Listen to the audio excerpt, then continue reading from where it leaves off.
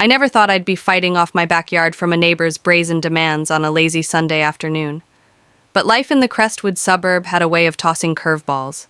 My name is Marcus Thompson, a software engineer who'd called 527 Maple Lane home for 5 years. Crestwood was the type of place where manicured lawns and friendly ways set the tone, until you ran into Evelyn Harper, the self-appointed guardian of the neighborhood's standards. She lived 4 houses down, and her reputation for interfering came before her like a storm cloud. I purchased my home for its large backyard and a warm 400-square-foot guest cottage ideal for having family over. Currently, my brother Darius Thompson was residing there. What most neighbors didn't know was that Darius wasn't simply my brother with Sheriff Darius Thompson of Pinewood County, an hour away on leave for a month to rest up before a new position with the State Patrol that Sunday began with sizzle of burgers on my grill, the spring breeze carrying the promise of a perfect day. Then I heard her voice sharp and unmistakable, cutting through the calm yoo-hoo. Mr. Thompson, Evelyn's tone was syrupy, but it made my spine stiffen. Every encounter with her had been a test of patience from her complaints about my loud jazz, barely audibly her interrogations of my delivery drivers. "Yes, Mrs. Harper," I called back, putting down my spatula, and standing ready as I walked up to the fence, Evelyn stood there, a 60-something woman with a peroxide blonde bob that screamed, "I need to speak to your manager." Her neon pink tracksuit was at odds with the warm weather, and standing next to her was a lanky young man, perhaps 19, eating a bag of cheese puffs. His stained superhero t-shirt stretched over his frame, and his pajama shorts looked like they hadn't had a wash in weeks. "This is my son Kyle," Evelyn declared like she was introducing royalty. Kyle grumbled something orange crumbs were flying. "Nice to see you," I said, but my instincts were telling me this was no social call. Evelyn's grin broadened the kind that spelled trouble.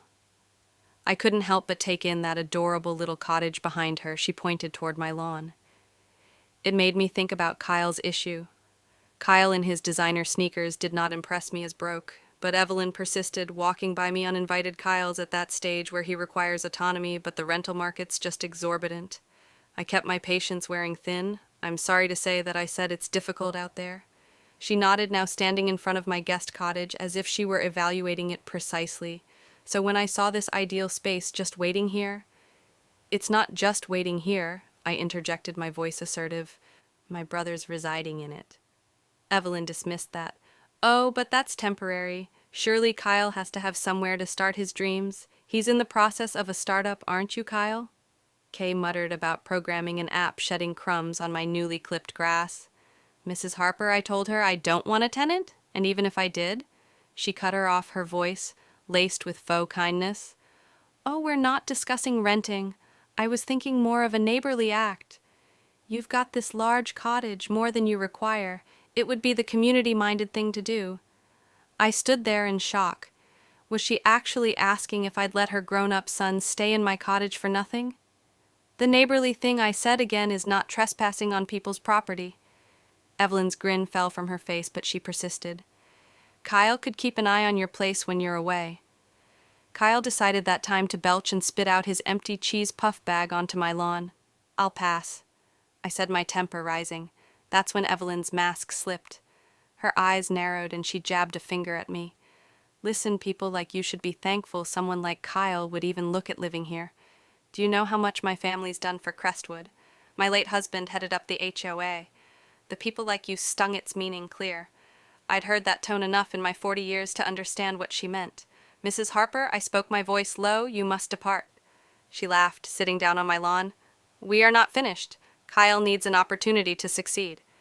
Kyle, in the meantime, was looking in my cottage window, smudging the glass that I had washed the previous day. "Kyle, step back from the window," I ordered.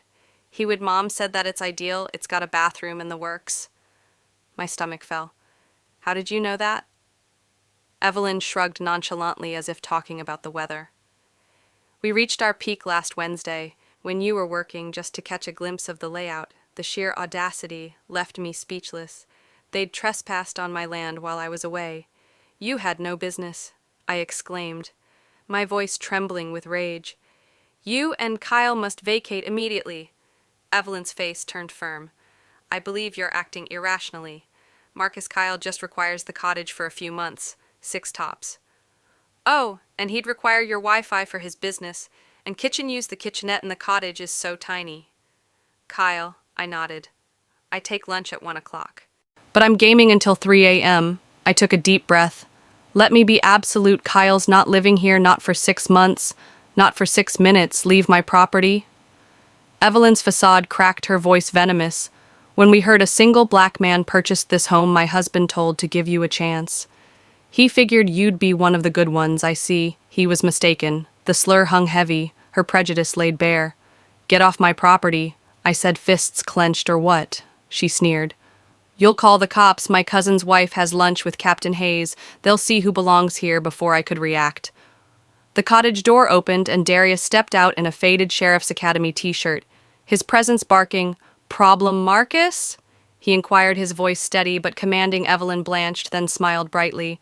No problem, just discussing Kyle occupying the cottage. Darius raised an eyebrow. The cottage I'm residing in? Evelyn lied easily. Oh, I had no idea someone was occupying it, I corrected her. I told you 5 minutes ago, she persisted. Surely it's temporary. Kyle's needs are critical. Darius folded his arms. Ma'am, it sounds like you're trespassing and taking demands, is that right? Evelyn's smile soured. Who are you to question me? Darius Thompson, Sheriff of Pinewood County. He replied. Evelyn palled, and Kyle froze, a cheese puff halfway to his mouth. Sheriff, she stammered. While I'm off duty, Darius said, I'm witnessing what looks like criminal trespass and harassment. Kyle backed away, muttering, Mom, let's go. But Evelyn, fueled by years of unchecked privilege, stood her ground. I'm helping my son. Marcus has space he's not using. Darius was unmoved. My brothers, you are not under any obligation to accommodate your son. You've been told to vacate. That's trespass, a misdemeanor punishable by up to a year in prison. Doubt crossed Evelyn's eyes, but she got out her phone. I'm calling the real police, she snarled, ringing 911 with dramatic flair. I need assistance at 527 Maple Lane, she wailed, her voice now weak. There is a man screaming at me and my son. I shared a glance at Darius, who already had his phone out. Local colleagues, he says he'll harm us if we don't leave. Evelyn had lied to the dispatcher. Kyle, in on stage, whispered, He's intimidating, Mom. Sirens were heard, and Evelyn smiled, confident her white privilege would prevail. 2 cruisers pulled up, and 4 officers emerged. Officer Sanchez introduced himself. His partner, Officer Lynn, standing beside him. Evelyn went into her act, pointing at me. This man became aggressive when we questioned renting his cottage. I countered. They came in uninvited, insisted on using my cottage for free, and refused to leave. Darius stepped forward, shaking Sanchez's hand. Darius Thompson, Sheriff of Pinewood County. I've written down all that they trespassed, made demands, and made a false 911 call. Evelyn's confidence wavered. He can't tape me. That's illegal. Officer Lynn shut her down. Single party. Consent is legal here. Neighbors on the street confirmed Evelyn's uninvited entry, noting she admitted to trespassing on Wednesday when I was not home. Sanchez turned to Evelyn. Is that true? Tears filled in her eyes. I was just assisting Kyle. Kyle. Surprised, everyone spoke up. Mom, this is embarrassing. I told you this was stupid. Evelyn gasped. Betrayed Sanchez gave Evelyn citations for trespassing and abuse of 911. These are misdemeanors with fines, he said. Evelyn shrieked. You're arresting me? My husband was HOA president. Darius stepped in. Take the citations and leave. Quietly defeated, Evelyn snatched the tickets, glaring at me as she and Kyle were let out. She hissed, this neighborhood's worst since you moved in. I smiled. Have a nice day, Mrs. Harper. After the officers departed, Darius and I salvaged what remained of our burnt burgers pizza he proposed, and I nodded as we munched our neighbor. Clara knocked on the door, apologizing for Evelyn's demeanor. Most of us are happy you're here, Marcus, she said over the next week. Neighbors brought over cookies and nice notes, keeping their distance from Evelyn. Kyle surprised me by visiting alone. Sorry about Mom, he said, looking down. She's been worse since Dad passed away. I enjoyed his candor and proposed tech boot camps with income-sharing agreements. His face lit up. I had no idea those were available. 2 weeks later, a court summons came. Evelyn was fighting her citations. I went to the hearing, seeing Kyle outside the courtroom. "I'm moving out next week," he said, smiling. "Found a place with coworkers." Evelyn stormed in, Pearl, clutching, and hissed at Kyle for speaking to me in court. Her lawyer's accusations fell apart when Darius's recording played, revealing her demands and trespassing admission. The judge, unimpressed by Evelyn's crocodile tears, affirmed the citations fined her heavily and ordered community service and a diversity program. False accusations against black men can have dire consequences, the judge warned. Evelyn looked truly shaken outside. Darius picked me up, laughing about his law enforcement contacts. A week later, a moving truck arrived at Evelyn's Kyle loading boxes, walked across the street to say goodbye. "Thank you for the boot camp hint." He said I got in, handed me an envelope from Ivana, check for her infractions, and a note apologizing for her improper encroachment. Though it avoided actual apology, my cottage remained full housing. My cousin Lena, then my Uncle Ray. Evelyn kept avoiding me crossing the street. When I passed Kyle, I heard was doing great in his boot camp. Justice wasn't revenge, was about everyone finding their place far from my backyard.